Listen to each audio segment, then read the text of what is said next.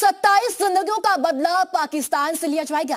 एक एक मौत की पाकिस्तान को बड़ी कीमत चुकानी पड़ेगी और यह बदला 1971 से भी बड़ा होगा, क्योंकि पाकिस्तान ने आतंकियों ने जो जख्म दिया है उससे हिंदुस्तान का गुस्सा भड़क उठा है और हर तरफ से सिर्फ और सिर्फ बदले की आवाज सुनाई दे रही है।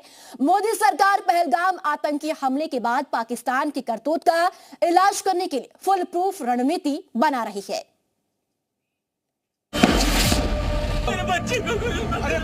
हम लोग फौजी हैं। ये आंसू पाकिस्तान पर बहुत भारी पड़ने वाले हैं। आपके बच्चे कुछ नहीं करेंगे। थोड़ा बताइए हुआ। ये चीखें पाकिस्तानी आतंकियों का काल बनने वाली हैं। ये मातम नहीं है, ये आतंकवाद के दी एंड का पैगाम है। ये सैल्यूट नहीं, ये पाकिस्तान को चैलेंज है कि इस बार न कोई आतंकी बचेगा और ना ही आतंक के आका। पहलगाम टेरर अटैक के बाद पाकिस्तान की उल्टी गिनती शुरू हो गई है। पाकिस्तानी सेना और आईएसआई की पनाह में पल रहे दहशतगर्दों के खात्मे का वक्त आ चुका है। भारत सरकार वो हर कदम उठाएगी जो जरूरी और उपयुक्त होगा और हम उन तक भी पहुंचेंगे जिन्होंने पर्दे के पीछे बैठकर हिंदुस्तान की सरजमी पर ऐसी नापाक हरकतों की साजिशें रची हैं। जिन आतंकियों को भेजकर पाकिस्तान ने पहलगाम में कत्लेआम करवाया, जिस तरह से बेगुनाह सैलानियों का नरसंहार किया गया, नाम पूछ पूछ कर गोली मारी गई, उसका बदला हिंदुस्तान जरूर लेगा और बहुत जल्द लेगा। मुमकिन है कि अगले कुछ घंटों में पाकिस्तान को खून के आंसू रुलाने वाली रणनीति का असर दिखना शुरू हो जाए। 27 मौत का बदला अब पाकिस्तान से लिया जाएगा और इस बार बदला पाकिस्तान को 1971 के जैसा याद रहेगा, क्योंकि इस बार इंतकाम साल 1971 से भी बड़ा हो सकता है। 1971 में भारतीय सेना ने पाकिस्तान को घर में घुसकर मारा था। भारतीय सेना ने पाकिस्तान के 2 टुकड़े कर दिए थे।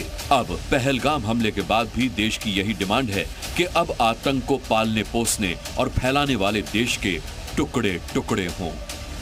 इसी से एक पाकिस्तान के आतंकवादियों को और पाकिस्तान में घुस के जो इसमें शामिल हों उन पे भी स्ट्राइक के द्वारा या मिसाइल स्ट्राइक के द्वारा हमला किया जाए। हम देश के साथ हैं, जनता वो देश की सरकार के साथ हैं, जो भी होगा आर पार हम सरकार के साथ हैं। इंसानियत का कत्ल है, उसके लिए उनको सजा देना चाहिए गवर्नमेंट इंडिया को।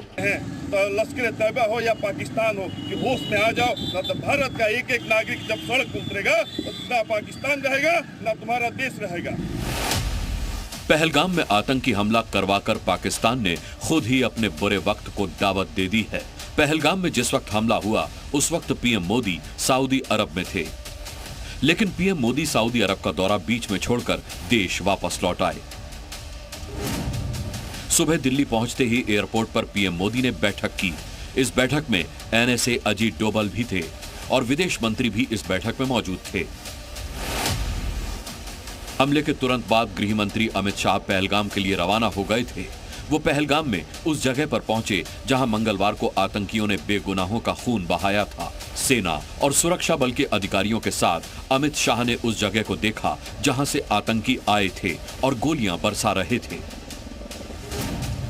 एक तरफ अमित शाह ने पहलगाम के ग्राउंड जीरो से रिपोर्ट खुद बनाई, दूसरी तरफ रक्षा मंत्री राजनाथ सिंह ने तीनों सेना प्रमुखों के साथ बड़ी मीटिंग की। बैठक के बाद राजनाथ सिंह ने जो बयान दिया वो बता रहा है कि अब पाकिस्तान पर बहुत बड़ा फैसला लिया जाने वाला है।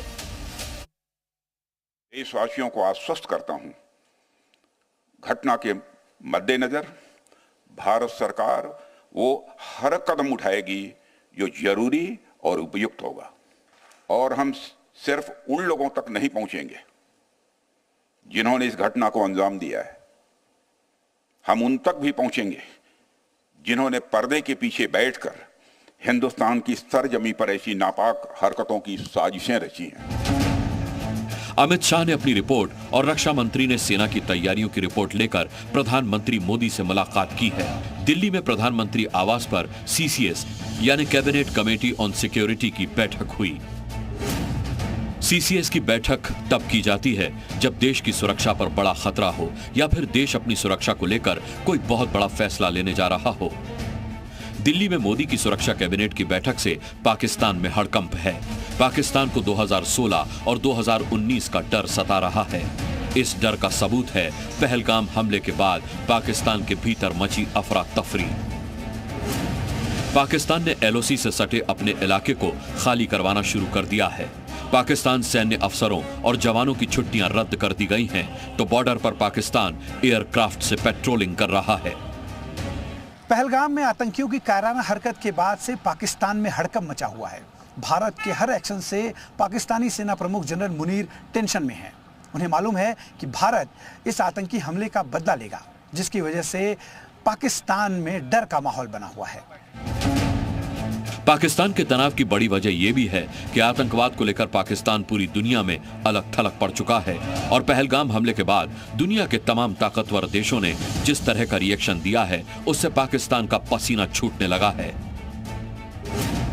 आतंकवाद के खिलाफ अमेरिका और इजराइल भारत के साथ खड़े हैं। रूस ने भी आतंकवाद के खिलाफ भारत को मदद का भरोसा दिया है। ऑस्ट्रेलिया के प्रधानमंत्री एंथनी अल्बनीज ने पीएम मोदी से बात की। इसके अलावा फ्रांस, इटली समेत कई देश आतंकवाद के खिलाफ भारत के साथ मजबूती से डटे हैं।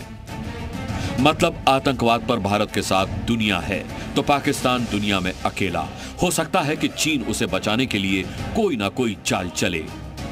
इसका रिस्पांस भी जिस तरह इजराइल का रिस्पांस था उस कोटि का होना चाहिए और हमें पाकिस्तान आर्मी की कमर तोड़ने के लिए कदम उठाने चाहिए।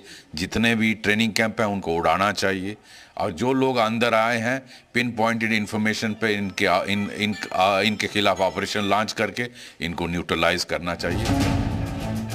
यह तो क्लियर है कि इस बार आतंकिस्तान का पक्का इलाज होकर रहेगा। इस बार पाकिस्तान को घुसकर मारा जाएगा, आतंकवादियों को चुन चुन कर ठिकाने लगाया जाएगा और पाकिस्तान ने आतंकवादियों को पनाह देना बंद नहीं किया तो एक बार फिर 1971 को दोहराया जाएगा। मतलब पाकिस्तान को टुकड़े टुकड़े कर दिया जाएगा। ब्यूरो रिपोर्ट, जी मीडिया।